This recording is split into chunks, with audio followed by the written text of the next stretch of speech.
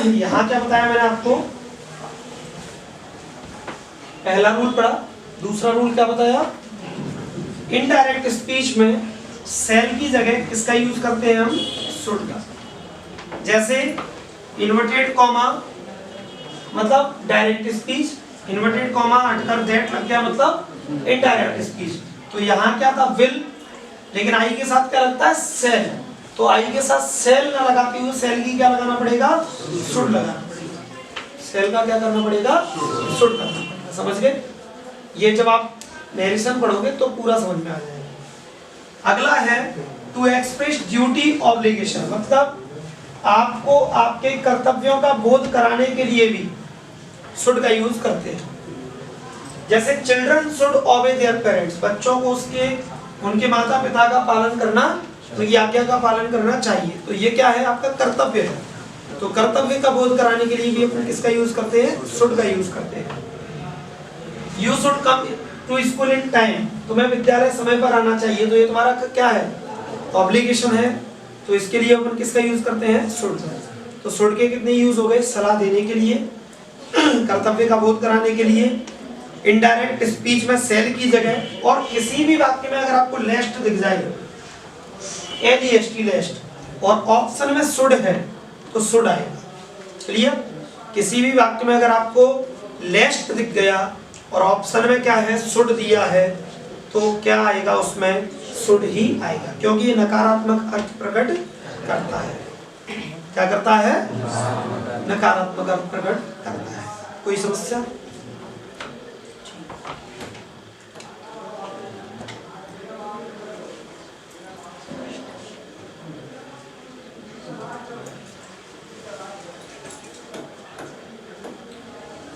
Must, must का भी मतलब क्या होता है, चाहिए। मस्ट का मतलब भी क्या होता है, चाहिए। लेकिन ये चाहिए अलग है। ये चाहिए क्या है, कंपल्सन। कंपल्सन मतलब अनिवार्यता। तो मैंने क्या बताया, अनिवार्यता। किसी काम को करना, सलाह होना, ये सब चीज नहीं, करना अनिवार्य हो जाए तो फिर उसके लिए अपन किसका यूज करेंगे, मस्ट का यूज करेंगे, अनिवार्यता को दर्शाने।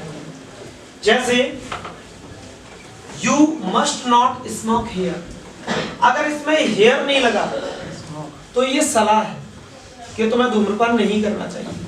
लेकिन इसमें हेयर लग गया कि यहाँ धूम्रपान नहीं करना चाहिए, मतलब ये अनिवार्यता हो गई, ये प्रतिबंध हो गया, रोक होगी। तो किसी भी चीज पर प्रतिबंध, रोक या अनिवार्यता, इन चीजों को दर्शाने के लिए किसका यूज करेंगे अपन, मस्ट। अर्थात शुड का मतलब चाहिए और मस्ट का मतलब चाहिए ही चाहिए। हमें कानून का पालन करना चाहिए ही चाहिए। समझ गए? जैसे कई बार कहता हूं ना मैं कि सभी बच्चों को अपनी फीस टाइम पर जमा करा देनी चाहिए, ये शुड हो गया। 1 तारीख से पहले जमा हो जानी ही चाहिए, ये मस्ट है। समझ गए? शुड और मस्ट में अंतर समझे? शुड मतलब कॉमनली एक सजा, वो सजा नहीं, सलाह। क्या सलाह, एक जनरल सलाह किसी को भी दे रहे हो। मस्ट मतलब सलाह नहीं है, वो अनिवार्य है। नहीं करोगे तो सलाह की सजा हो सकती है, ध्यान रखना। समझ गए? तो शुड और मस्ट में डिफरेंस क्लियर हो गया। दूसरा क्या है मस्ट का, किसी काम की नेसेसिटी। अब नेसेसिटी फिर वही होगी अनिवार्यता। जैसे मान लो ट्रेन पकड़नी है तो तेज दौड़ना चाहिए, अनिवार्यता है। तेज नहीं दौड़ोगे तो ट्रेन नहीं पकड़ पाओगे। अगर आपको फर्स्ट डिवीजन प्राप्त करना है तो तुम्हें कठोर परिश्रम करना ही पड़ेगा। तो वो भी क्या हो गई, अनिवार्यता। मतलब किसी काम को करने के लिए कोई कंडीशन बन के आ जाए तो उसके लिए क्या लगेगा, मस्ट लगेगा कि अगर ऐसा चाहिए तो ये करो। तो वो किस में जाएगा, मस्ट में। तीसरी चीज सर्टेनिटी, निश्चितता। अब जैसे तुमको पता है कि 11 बजे मैं घर ही हूं, 100% घर हूं, तो फिर क्या बोलोगे, he must be at home, क्योंकि तुमको पता है। इस चीज में क्या है, में अनिश्चितता और मस्ट निश्चितता, इतना अंतर है। लेकिन मस्ट कभी मे के साथ नहीं आएगा, मस्ट हमेशा शुड के साथ आएगा।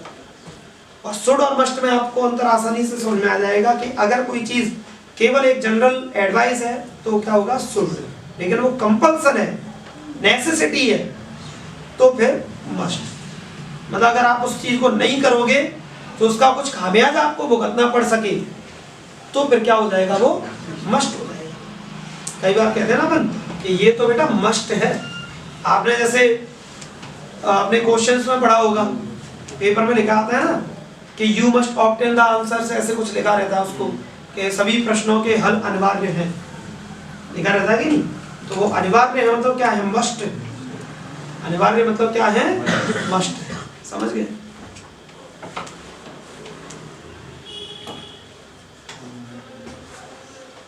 अगला क्या है, ought to। ought to का भी मतलब क्या होता है, चाहिए। ये बहुत सिंपल है, किसी भी व्यक्ति को उसके नैतिक कर्तव्य का बोध कराना, वो ought to में आता है। जैसे हमें अपने देश की सेवा करनी चाहिए, अब चाहिए तो यहाँ भी है लेकिन यहाँ शुड नहीं है, यहाँ मस्ट नहीं है, यहाँ क्या है, ought to है, क्योंकि हमारा नैतिक कर्तव्य है। नैतिक कर्तव्य है, हमारा कर्तव्य है कि हमें अपने देश की सेवा करनी चाहिए। He ought not to kill the bird, उसको पक्षियों को नहीं मारना चाहिए, नैतिक कर्तव्य है। हमें जानवरों की हत्या नहीं करनी चाहिए, ये क्या है, हमारा नैतिक कर्तव्य है। तो किसी भी व्यक्ति को नैतिक कर्तव्य का बोध कराने के लिए किसका यूज करते हैं, आपको ये नेशन वेशन दिखाई दे जाए और ऑप्शन में ought to हो तो सीधा ought to लगा, ठीक है ना। ऐसा नेशन वेशन कुछ ऐसा लग के आ जाए, सर्व वगैरह कुछ लिखा आ जाए, सर्व मिल जाए, नेशन वगैरह कुछ, तो सीधा क्या लगा देना, ought to लगा देना। और अगला क्या है, यूज्ड टू। यूज्ड टू का मतलब होता है था और की थी। जैसे आप अपनी किसी पुरानी आदत को दर्शा रहे हैं लेकिन वो आदत कम, शौक ज्यादा है। अब आदत और शौक में अंतर क्या होता है, आदत रेगुलर होती है और शौक कभी कभी होता है। तो जब कोई आपकी आदत है लेकिन वो आदत कम है, शौक ज्यादा है, अर्थात उस काम को आप पास्ट में, भूतकाल में कभी फ्रीक्वेंटली नहीं करते थे, फ्रीक्वेंटली करते थे उस काम को, तो फिर वो क्या होगा, यूज्ड टू का यूज होगा। जैसे मैं जब छोटा था तो मैं बहुत शरारत करता था, तो वो क्या था, यूज्ड टू। जब मैं 10th में था तब मैं क्रिकेट खेलता था, क्या हो गया, यूज्ड टू। जैसे आपने 10th में एक क्वेश्चन पढ़ा होगा ना हिंदी मीडियम वालों ने, the little boy used to come to school every day to start the fire and warm the room. छोटा बच्चा प्रतिदिन विद्यालय आता था कमरे में आग जलाकर उसको गर्म करने के लिए। तो उसमें हमने किसका यूज किया था, यूज्ड टू का, क्योंकि वो फ्रीक्वेंटली आता था, रेगुलर तो नहीं आता था, फ्रीक्वेंटली आता था। तो जब आप किसी अपनी ऐसी आदत को पास्ट में दर्शाना चाहें जो आप कभी कभी करते थे पास्ट में, तो उसके लिए किसका यूज करेंगे, यूज्ड टू का। जैसे कि I used to play cricket, मैं क्रिकेट खेलता था व्हेन आई वाज यंग, जब मैं युवा था। मैं तो अभी भी युवा हूँ मेरा तो अलग से बुढ़ापा ला दे तो बीच में से कहीं से भी, मैंने अभी ये कहा मैं तो अभी भी युवा हूँ, तो कई लोगों में युवा हूँ अभी भी। तुम दौड़ दो मेरे से, तुम में से अगर एक भी मेरे से आगे निकल जाए तो ऐसे नहीं तुम इधर भागो मैं इधर भागूंगा, इस साइड कोई आगे निकल गया तो देखो सबसे आगे रहता हूँ मैं। लेकिन सबसे आगे मुझे देखने के लिए तुमको मेरी तरफ से ही आना पड़ेगा, अब उधर से आओ तो मैं पीछे मिलूंगा ही। जैसे मान लो 100 लड़के दौड़े तो 99 आगे मेरे से दौड़ेंगे, वो तो इतने थे उन्हीं पीछे थे जहाँ से हमने शुरू किया था। तो सबसे आगे कौन मिलेगा, मैं। अभी हम युवा हैं, ठीक है ना, I am the youngster of India, youth of India. क्या उम्र है मेरी अभी बताइए आप, आपसे 5 या 6 साल छोटा हूँ। तुम्हारी उम्र क्या है, 17, 18, मेरी क्या 30, कितना 12 साल ही तो छोटा हूँ तुमसे, बस नहीं हूँ 12 साल छोटा हुआ क्या, नहीं बड़ा हो गया क्या, अच्छा गणित कमजोर है मेरा। अगला है he used to smoke, वो धूम्रपान करता था but now he has given up, अब उसने वो छोड़ दिया। तो अब छोड़ दिया इट मींस ये आदत उसकी कब की थी, पास्ट की थी। कब की थी, पास्ट की आदत को दर्शाने के लिए किसका यूज करोगे, यूज्ड टू। क्लियर, समझ में आ गया। एक दो मॉडल पर यहाँ से रह गए हैं, बाद में समझा दिए जाएंगे। आप किसी भी किताब को पलट लो, कितना भी खरीद लो, यूज यही है। अच्छा सुनिए, लिसन लिसन लिसन लिसन, बंद नहीं करने बोला किसी को। मैंने क्या कहा था, ग्रामर वही है, स्टैंडर्ड ऑफ क्वेश्चंस बढ़ जाता है। अगर आप एसएससी के लिए पढ़ोगे तो भी यही यूज है मॉडल वर्क के, 10th और 12th के लिए पढ़ोगे तो भी यही यूज है।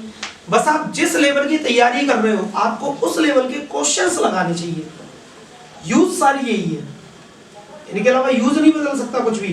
ग्रामर तो वही रहेगी। अब क्या होगा, एसएससी में क्या परमिशन कुछ अलग तरीके से देगा क्या, वो घुमा कर आके देगा परमिशन, परमिशन तो परमिशन है, लेकिन क्या होगा उसके पूछने का तरीका बदल जाएगा, पूछने का तरीका बदल जाएगा। जैसे हम पढ़ते हैं तो पहले क्या पढ़ते हैं, क्या तुम लिख सकते हो, फिर सीख जाते हैं, फिर क्या तुम क्या लिख सकते हो, तो पूछने का तरीका बदल गया। समझ रहे हो?